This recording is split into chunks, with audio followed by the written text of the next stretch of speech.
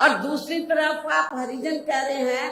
यदि हम इसको पॉजिटिव सेंस में ले तो हम तो हरि का मतलब ईश्वर, हम तो ईश्वर की औलाद होगी, तो बाकी लोग क्या शैतान की औलाद है। एक मेरे वर्ग के कमाने वालों का, हरिजन का, और कृषि खेती करने वाले का और मेहनत करने वाले लोगों का एक ऐसा गठबंधन बनाया है जो सबके ऊपर भारी पड़ रहा है। आपका आशीर्वाद निरंतर यदि बना रहा तो आपके आशीर्वाद से अभय सिंह चौटाला जी हरियाणा प्रदेश के मुख्यमंत्री बनेंगे और एक चमार जाति का व्यक्ति हरियाणा प्रदेश के अंदर उप मुख्यमंत्री का स्थान ग्रहण करेगा।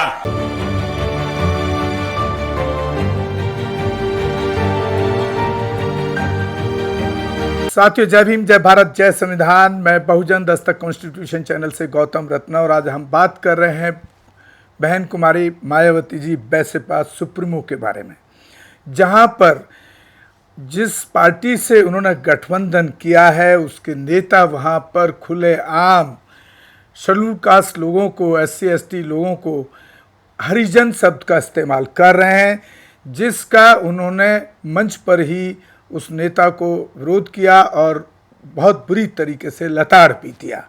क्या है ये, और इसकी जो सोशल मीडिया से वीडियो हमारे पास आई हुई है वो भी हम आपको दिखाएंगे अभी। तो उन्होंने इसका जवाब कुछ इस तरह से दिया कि हमारे संविधान के अंदर जो वंचित समाज है, बहुजन समाज है, उसके लिए बाकायदा एक कॉन्स्टिट्यूशनल शब्द schedule caste, schedule tribe, OBC, आदिवासी दिया गया है। तो फिर यहाँ हरिजन क्यों? मैं इधर SC ST क्यों बोल रही हूँ, शेड्यूल कास्ट और शेड्यूल ट्राइब? क्योंकि संविधान में जो दलित वर्ग के लोग हैं, तो संविधान में दलितों के लिए तो हरिजन लफ्ज का इस्तेमाल नहीं किया गया है, बल्कि अनुसूचित जाति व जनजाति लफ्ज का इस्तेमाल किया गया। मैं चाहूंगी इन लोगों के जो पूर्व स्टेट अध्यक्ष हैं, तो मेरे ख्याल वो भारतीय संविधान को जरूर स्टडी करें, पढ़ें और ये देखें कि अनुसूचित दलितों के लिए क्या लफ्ज इस्तेमाल किया गया है। तो मुझे क्या लगता है, ये बाबा साहब के बारे में इनको जानकारी है, लेकिन ये भी जानकारी लेनी चाहिए कि SC ST के लिए क्या लफ्ज इस्तेमाल किया गया है। क्योंकि मुझे याद है सन 1977 में जब मैं वकालत की पढ़ाई कर रही थी, LLB फर्स्ट ईयर की स्टूडेंट थी, दिल्ली यूनिवर्सिटी से पढ़ रही थी। 1977 में जनता पार्टी की सरकार बनी और इन्होंने वोट क्या कह के लिया था कि हम स्वर्गीय श्री बाबू जगजीवन राम जी को देश का प्रधानमंत्री बनाएंगे, जिसको कांग्रेस ने नहीं बनाया। कांग्रेस ने भी नहीं बनाया जिनको, और जनता पार्टी ने भी नहीं बनाया 77 में। तो दलित वर्ग के लोग, अनुसूचित जाति जनजाति वर्ग के लोग पूरे देश में बहुत नाराज थे, खफा थे। तो उस समय उन्होंने दिल्ली में एक 3 दिन का जाति तोड़ो सम्मेलन रखा और उसमें ऑल इंडिया की तरफ से, तो यूथ की तरफ से, नौजवानों की तरफ से मुझे उन्होंने इनवाइट किया बोलने के लिए। और जब मैं उस सम्मेलन में बोलने के लिए गई तो वहां पर जितने भी जनता पार्टी के नेता थे, तो वो बार बार हरिजन हरिजन इस्तेमाल कर रहे थे। तो मैंने उनको कहा कि एक तरफ तो आप जाति तोड़ने की बात कर रहे हैं, ये मैंने 1977 में जब मुझे उन्होंने ऑल इंडिया की तरफ से इनवाइट किया, तो ये मैंने वहां पर बोला था। तो उधर ही जो जनता पार्टी के जो नेतागण लोग थे, उन्होंने माफी मांगी और कहा कि, मैंने बोला कि आपको, आप सरकार संविधान से चलती है और संविधान के हिसाब से आप लोगों को जो वीकर सेक्शन के लोग हैं, तो उनको अनुसूचित जाति जनजाति और अन्य पिछड़ा वर्ग बोलना चाहिए, तो ये ज्यादा बेहतर होगा। उनको रियलाइज करना पड़ा और ये कहना पड़ा कि बहन जी जो बोल रही है वो सही बोल रही है। तो अगर हम हरिजन है, अगर ये समाज हरिजन है, तो बाकी क्या शैतान की औलाद हैं? तो बड़ी ताड़ियां बजी। और ये उनका बयान बहुत पहले भी उन्होंने कई मीटिंगों में कहा, मुझे अच्छी तरह से याद है, मैं बार बार इस बात को कई बार रखा भी हूँ। तो ये बहुत एक टेक्निकल जो इशू उन्होंने वहाँ पर उठाया। और अफसोस इस बात का भी है कि जिस पार्टी के नेताओं की इस तरह की मानसिकता हो, आज भी हरिजन मंच से बोल रहे हों, तो उस पार्टी के साथ गठबंधन करना क्यों जरूरी है?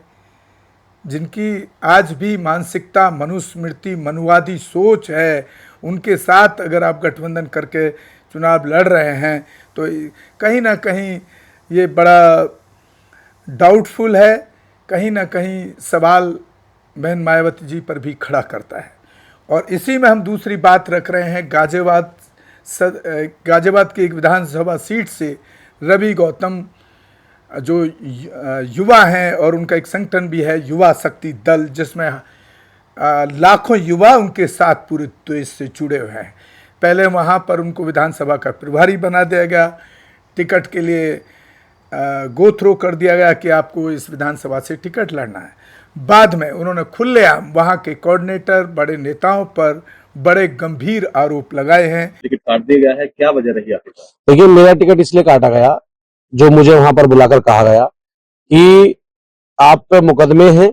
मैंने कहा बहन जी मेरे पे 2 मुकदमे हैं, एक मेरे पे 2 अप्रैल का है और एक अभी जब तमिलनाडु प्रदेश अध्यक्ष आर्मस्ट्रांग की हत्या हुई थी उसके लिए मैं न्याय दिलाने के लिए तमिलनाडु भवन दिल्ली गया था, जिसमें हमारे लोगों ने अपना ज्ञापन दिया और उसमें एक मुकदमा दर्ज हुआ कि आप बिगैर परमिशन में ज्ञापन देना है, और कुछ भी नहीं है। लेकिन समस्या क्या है कि जो भाजपा के लिए यहाँ कुछ बी टीम काम कर रही है, जिसमें शमसुद्दीन राइन, मुनकाद अली, राजकुमार, दुर्भाग्य से वो जाटव हैं, उसके बाद जो पूरी मंडल की टीम है जिसमें रवि जाटव मोटा, कुलदीप ओके कोऑर्डिनेटर और जो है जिला अध्यक्ष, तमाम वो जिले की टीम जिनको मैंने पैसे नहीं दिए थे, जो एक सम्मानजनक पार्टी में सहयोग होता वो मैंने किया। उसके बाद मैं प्रचार में लग गया। इनको परेशानी थी कि अगर यहाँ पर ये रवि गौतम चुनाव लड़ता है, जीतता है, तो इनकी जो करप्शन करने की आदत है, दलाली करने की आदत है, वो खत्म हो जाएगी। और बहन जी को गुमराह करके मैंने बहन जी से कहा कि बहन जी पार्टी वहां 0 है। इन्होंने पहले भी जो आरएस के लोगों को टिकट दिलाया, जिससे स्थिति खराब हो गई, समाज में रोष है। फिर पुंडरीक जी को टिकट दिया गया जिसमें सिर्फ 13,500 वोट आई। आज मेरा समाज जब मेरे साथ खड़ा हो गया कि एससी को टिकट मिला है, और मैं 15 सालों से एक समाजी संगठन युवा शक्ति दल के माध्यम से काम कर रहा हूं, जब इनको लगा कि अब सीट निकलने की स्थिति में आ गई है, तो इन सभी करप्शन करने वाले लोगों ने बहन जी को गुमराह करके, बहन जी को बगला करके, इधर उधर की कहानी बता करके मेरा टिकट कटवाने का काम किया। आज मैं अपने आप को ठगा महसूस कर रहा हूं। मैंने 15 साल बहुजन समाज पार्टी का हर चुनाव में झंडा उठाया, हर प्रत्याशी की मदद करी संगठन के माध्यम से, और आज जब मेरा टिकट कटा है तो मुझे इस चीज का एहसास है कि आज इस पार्टी में बहन जी को गुमराह करके जो है पूंजीपति धन्ना सेठों की पार्टी है, और जो कैंडिडेट आने वाला अब होगा, आप यकीन मानिए उसकी जमानत जब्त हो जाएगी। जिसमें उन्होंने पैसे का जिक्र बाकायदा किया है, नामों का जिक्र भी किया है कि उनसे लास्ट मोमेंट में 30 लाख रुपए मांगे गए, उनके ऊपर केस हैं, और वो केस समाज की लड़ाई के हैं, ना कि उनके ऊपर कोई व्यक्तिगत वो क्रिमिनल हैं। एक सामाजिक युवा हैं, बहुत अच्छा समाज के बीच में काम कर रहे हैं। उनका टिकट काट दिया गया, 30 लाख रुपए की डिमांड रखी गई, उनके वीडियोस भी हम लगा रहे हैं। अब ये आपको तय करना है कि ये सब अगर रहेगा समाज में, तो समाज जो काशीराम साहब चाहते थे, जो बाबा साहब चाहते थे, वो कैसे बदलेगा?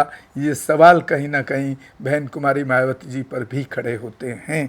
क्या उनके कोऑर्डिनेटर उनके बिना जानकारी के इस तरह से जो वंचित समाज है उसके पास कहाँ से 30 लाख रुपए आएगा, कहाँ से इतना बड़ा पैसा आएगा, तो कहाँ से वो विधानसभा या संसद में पहुँचेगा? क्योंकि साहब काशीराम जी ने का जो नारा था कि भाई हम नेता बनने नहीं, हम नेता बनाने आए हैं, लेकिन उनका नेता बनाने का जो अर्थ था वो उस वंचित समाज, पीड़ित समाज को नेता बनाना था, जिन्होंने कभी अत्याचार झेले हैं या जो गरीबी में रहें, ताकि उनका घर मजबूत हो और वो उत्पीड़न जो झेला उसकी पीड़ा उनके अंदर हो, ताकि वो विधानसभा में और संसद में उस आवाज़ को बुलंद कर सकें। तो यहाँ, और मैं अक्सर, आपने भी देखा होगा, कई बार पार्टी के विधायक छोड़ के चले जाते हैं, अपने आप को सेल आउट कर देते हैं, दूसरी पार्टियों में चले जाते हैं, तो कहीं ना कहीं इनडायरेक्टली वो पैसे का खेल चल रहा है, तो जो नहीं होना चाहिए। और इसमें खुद रवि गौतम बता रहे हैं कि वो बहन जी से मिलने की कोशिश की, उन्होंने इस बात को रखने की कोशिश की, लेकिन उनकी बात को वहाँ नहीं सुना गया। तो ये सवाल कहीं ना कहीं बसपा सुप्रीमो पर भी खड़े होते हैं। अब हम आपको हरियाणा में जो बहन जी ने जो वहाँ स्टेटमेंट दिया वो भी दिखा रहे हैं, रवि गौतम के बयान भी दिखा रहे हैं। और हम जहाँ समाज को नुकसान होगा उन मुद्दों को हम उठाने की कोशिश करते हैं अपने चैनल द्वारा। तो साथियों, मैं आपसे अपील करना चाहता हूँ, आप हमारे channel Bahujan Dastak news and constitution दोनों चैनल को शेयर और सब्सक्राइब करें, ज़्यादा से ज़्यादा देखें, लोगों तक पहुँचाएं, ताकि हम गलत को गलत और सही को सही ठहराने के लिए काम कर सकें। ख़ास तौर से एट्रोसिटीज़ पर मैं बार बार बोलता हूँ, कोई भी एट्रोसिटी हो तो आप हमें ज़रूर, हमारे कॉन्टैक्ट नंबर दिए हुए हैं, वहाँ चैनल पर हमें फ़ोन करें, तो हम उसमें ज़रूर कोशिश करते हैं कि उसमें न्याय दिलवा पाएँ। इसी के साथ मैं आपसे विदा लेता हूँ। जय भीम, जय भारत, जय संविधान। धन्यवाद। हमारे channel constitution like, share, subscribe देखना मत भूलिएगा। जय भीम, जय भारत, जय संविधान। नमो बुद्धाय। धन्यवाद।